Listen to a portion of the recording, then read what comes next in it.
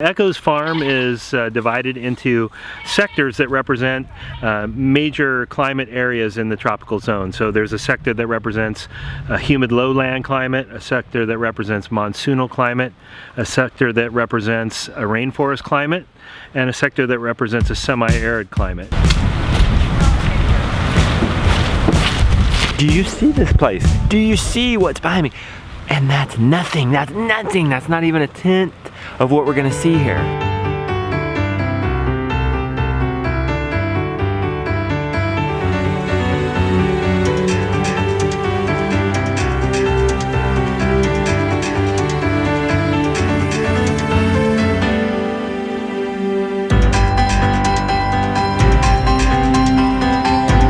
We got up this morning early to head to this place. The reason we're here, not because it was on our list. We came here, we're at Echo, because everywhere we went down in Florida, I don't know, 2, 3 or more people would say, you gotta go see Echo. We've just got a preview tour, got an idea of what we're gonna shoot. Guys, this is gonna be phenomenal. And look who I have here, my amazing host. He's taking me around this morning. This place is absolutely amazing. Tell me your name and what you guys do here at Echo. All right, my name is Brad Ward, and I'm on the Ag Tech staff here at Echo, primarily working with small farmers in the Latin America Caribbean region. But Echo is a faith-based farm ministry, and our work here is to help support folks that are working with small-scale farmers all over the tropical world. So anywhere where the tropics is, Southeast Asia, Africa, Latin America, Caribbean regions, that's where Echo is trying to support folks that are helping small-scale farmers. And this, our global farm in Fort Myers, Florida, is our living classroom where we're learning the techniques we can share, testing out things, and then holding classes and trainings. Nice.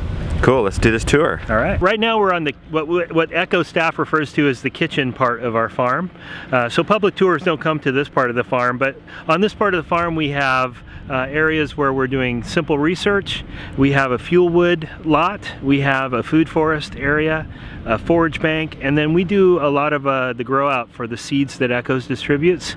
And so we have a big area for seed grow out in this part of the farm as well. If you were here in June, you would this would be just growing. This is so crazy with growth because of the rains that you could basically hear it growing. You know, he's saying it would look so much better in June, but man, this place, it's kind of hard for me to imagine. Everything just looks so amazing. Echo, a couple years ago, began to learn about intensive pasture management, gang grazing of cows in particular. And so this area is where we're continuing to learn how to intensively graze animals. What's gang grazing? Well, gang grazing or mob grazing. Yeah. That's where you're bunching animals really close together, moving them pretty frequently across an area so that they really graze everything down rather than just selecting what they like best. Yes. It's just a way to essentially manage soil fertility and plant health. I like it. So how often do you move these guys? These animals will get moved at least once a day. Give me a high five. You guys want to go see the cows closer? Yeah. Oh look, they're coming right up to us. We just want to make sure we're not going to scare them. Look, he wants you to give him something to eat.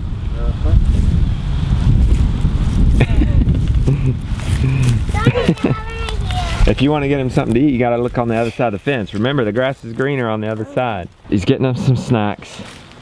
Is this a small cow or a young cow? Young. Just a young cow. There you go. He's licking your jeans. Oh, I thought that was my kid. Somebody was picking up my pants. You getting some minerals off of my jeans? Huh? I don't think I've ever had my butt licked by a cow before. First time for everything. What'd you get on the other side of the fence for? You afraid you're gonna get licked? You guys gotta see this. A rabbit system. You remember a lot of what they're doing is teaching people how to do this overseas, so they might not have a lot of access to land. They've got rabbits suspended in the air. Nothing new about that, right? But they're feeding, I would say most, would you say that would be fair to say? That's true. Most of their food is being grown off the farm. Look at this. I'm guessing that's for the rabbits. Absolutely. Okay, Lily's feeding the rabbits. Good for you. And what I like most about this is their manure is dropping down through to a deep bedding system. So that's gonna mix and that's gonna be a really rich compost. And if I'm right, rabbit manure isn't as hot as, say, chicken manure. Do you know that? Yeah, we can use it right on the garden. He can use it right away on the garden. And you could add another element to this, do like Joel Salatin, and somebody, if they wanted to, and had the capabilities, is they could put chickens underneath here to speed up that stirring up process. If they had a way to pin the chickens in, they would stir in that manure, get any of the waste that the rabbits are dropping from their greens. See, there are some greens in here. A chicken would totally eat that. This is a beautiful system here. Now wait a minute, we just stopped by the rabbits for a second. You're already up in the bamboo. Is it okay if they climb the bamboo? Absolutely. Absolutely. Every day is bring your kid to work day on the farm around here at Echo. You gonna climb it? I got me. I'm trying. You gonna climb? Yeah. Okay. Oh. Baba, help. Nice. You want some help? Okay, here we go. I'll climb a stronger one. Hang on, Baron. You got it? You got it? Yeah. Okay. Yeah. You ready? Go climbing. Come on. Come on. You can do it. You can do it. You can do it. All right, you ready to come down? Okay. Yeah. Pop's getting tired. Hang on. Hang on. Good job. Whoa. We've arrived just in time for the good stuff. Harvesting the manure. What's your name and where are you taking that manure? My name is Evan, and I'm taking this manure over to make sack gardens. Cool. Here's just a simple little appropriate technology. It's called a tippy tap. Really great for like if you had a composting toilet, latrine, or anywhere where you need to wash your hands where there isn't a water in a faucet. So this container here is filled with water. Hanging from the stick there, and there's some soap underneath the cup to keep it from getting rain on it, and a little pedal here. You just put your foot on that pedal and the water pours out. You can wash your hands and no mess. This is one of my favorite stops on the farm. If you step right into here, you could basically reach 9 different things that you could eat. Delicious fruits, roots, leaves, all right here from where I'm standing. Cool, pick your favorite. Probably K-Tuck. Actually, it's the one I eat the most. Almost every day, eat it in salad. What? It's a great perennial leafy green, high in iron, lots of vitamins, pretty good tasting. Tastes a little bit like a green pea. Some Cool. people say it has a nutty flavor. You guys want to try K-Tuck?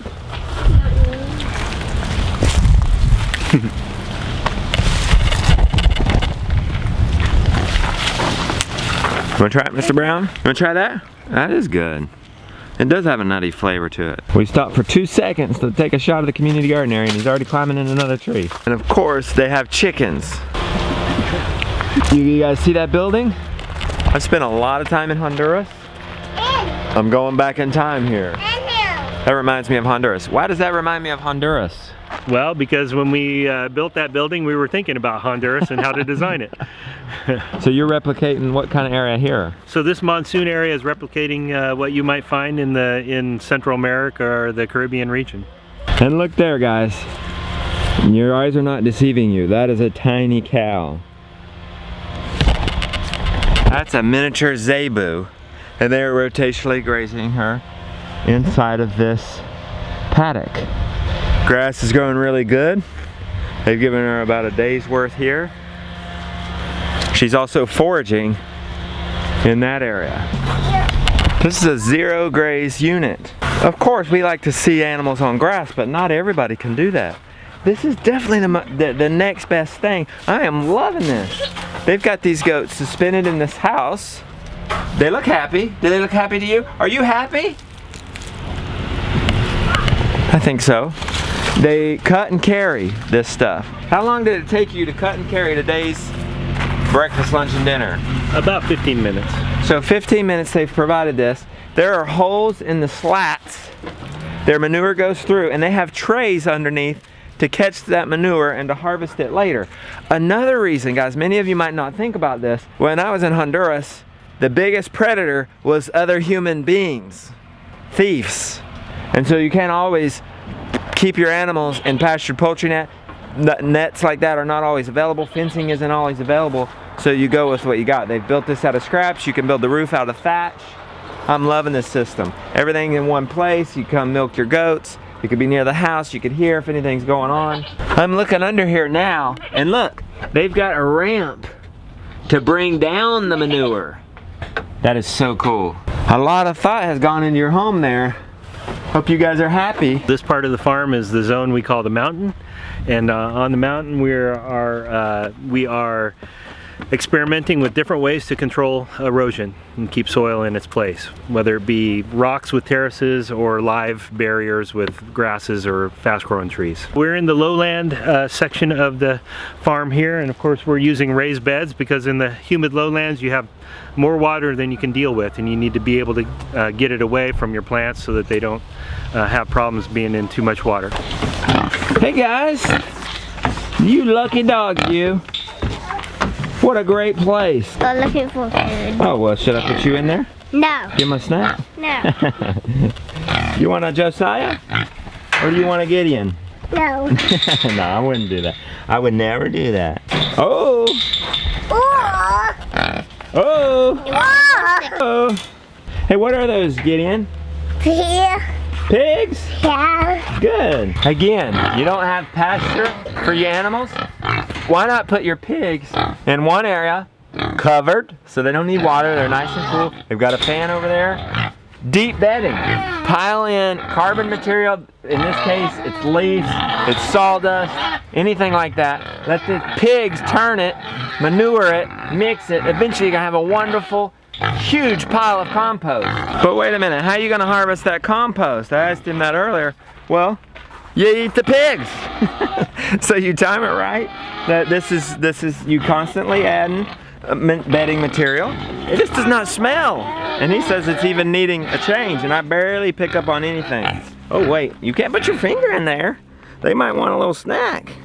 They might want a little Mr. Brown. So once that's full, you've got a gate system that you can lift up, and you bring it over here to a compost area to let it finish if it isn't completely broken down. And here we go. Black gold. Sure, you can eat that pig, you can use that pig to plow, but you can also use that pig to harvest this manure to grow your crops. I love this. Another phenomenal system. Ducks over a pond. Wait, why are you putting ducks over a pond? They're acclimating these birds right now. Normally, they can get out during the day and go in the pond and whatever, and at night, their droppings go down through the house, down into the pond. But wait, why are you putting manure in the pond? Why is that a good thing?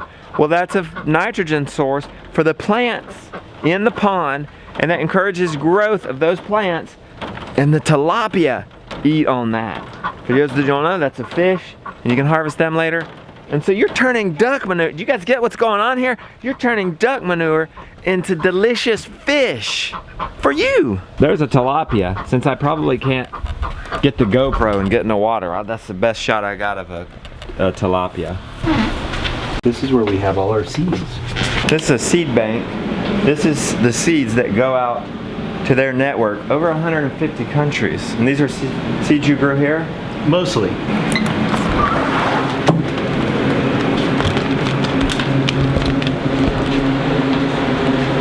A little cold in here? We're in the cooler, 46 degrees. They have seeds back to 1981 when they first started. So they have a what did you call it? Basically, it's a genetic library of seeds. In Florida, it's so flat that we can't really mimic gravity flow systems of water. And so we've built a big water tower using a solar pump to lift the water up into that container. And that way we can do different kinds of demonstrations and trainings on how, for example, to build a ram pump where you need gravity flow to make that pump work. Look, Mr. Brown. It looks like East Africa. You want to go in the hut? Yeah. Here. Oh, he don't care about the hut. He likes the tractor. No, you want to go in the hut first? Yeah. Okay, we'll go in the tractor. He says, forget the mud hut, Pop. I want the tractor. Look at this wooden tricycle. Oh, you crank it with your hands. Yep, for somebody that can't use their legs, this is a way to get around. This is cool. And actually a real rickshaw. I'm telling you, they better be glad those tires are not pumped up, because I'd be riding that thing all around this farm. There you go. You gonna ride the rickshaw? You don't care if the tires are flat? Go, Mr. Brown, go! Look, a shoe shop. I've heard of this before.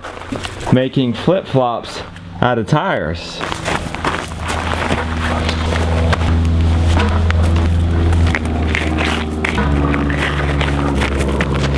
It would sure beat walking on this barefoot, this rocky area. Check this structure out behind me.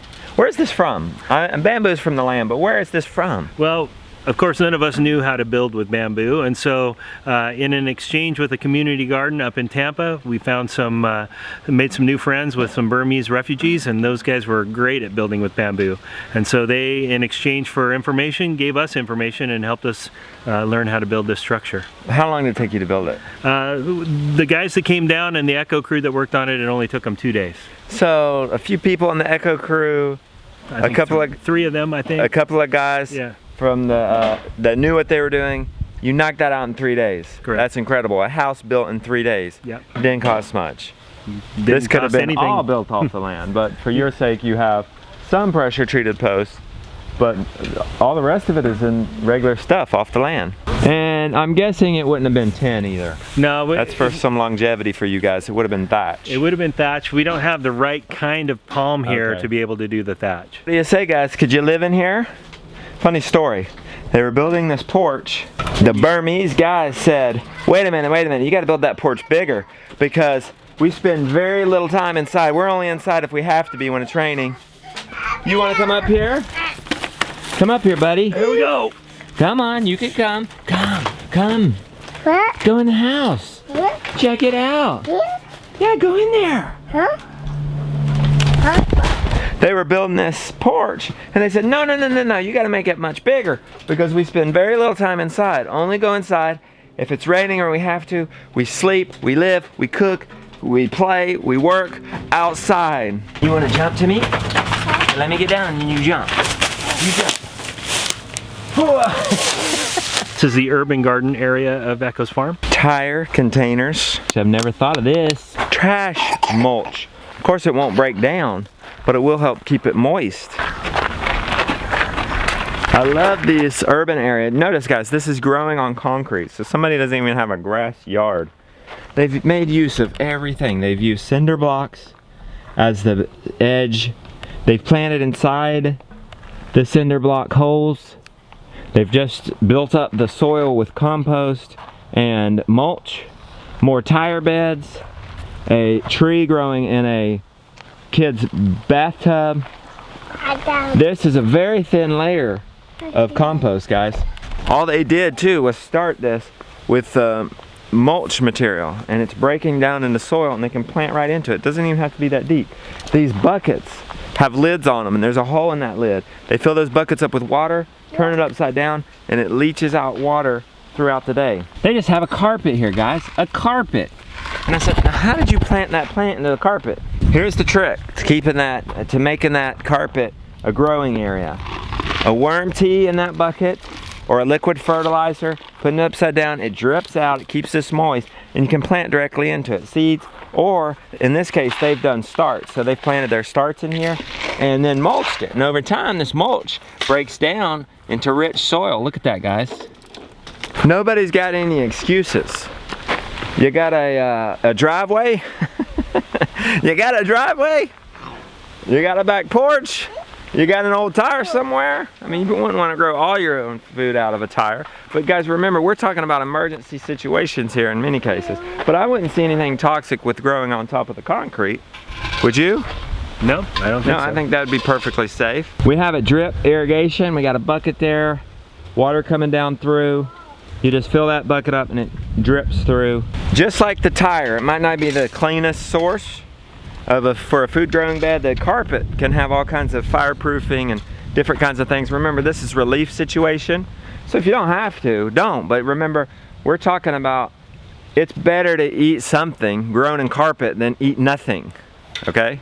Tell us more about, if you have to do that, are there certain plants that draw those toxins out more? One of the things that we've done is tried to do some research on which plants are better at excavating those heavy metals or those chemicals out of a tire or out of carpet. And as long as you can kind of stay away from those plant families, your plants are pretty safe. So what eat. have you found those plants to be? Probably the brassica family. Okay. So that would be the one that I'd want to stay away from. And brassica, for those that don't know, is broccoli, Cabbages. cauliflower. Yeah. Cabbages. Yep, Okay. exactly. What kind of snake's that? Black racer. Is it poisonous? No, they're wonderful. Rodent control. There's our rodent control, guys. Woo! It's fast. Still gives me the chills, man. Even though it's a good snake. Right here we have student housing, and your wife does all the cooking. That's right. She does all the cooking for the students, and mostly from the farm. Man, Echo has been amazing. This gentleman has taken me around at least a half a day. Spent a lot of time with him. I don't know if I can capture how amazing this place is. If you're close, I encourage you to visit this. This is a public place. They welcome visitors. They have, like they said, they have students here so you can come and learn, but they also have amazing resource online. They sell plants, they sell seeds. Do you sell seeds? We do. Okay, best thing to do is for me to leave a link to their resources down in the description. Thank you very much. Absolutely, thank you. Give Mr. Brown a high five. Brown, give him 5. The way, man. That ain't gonna work. Okay.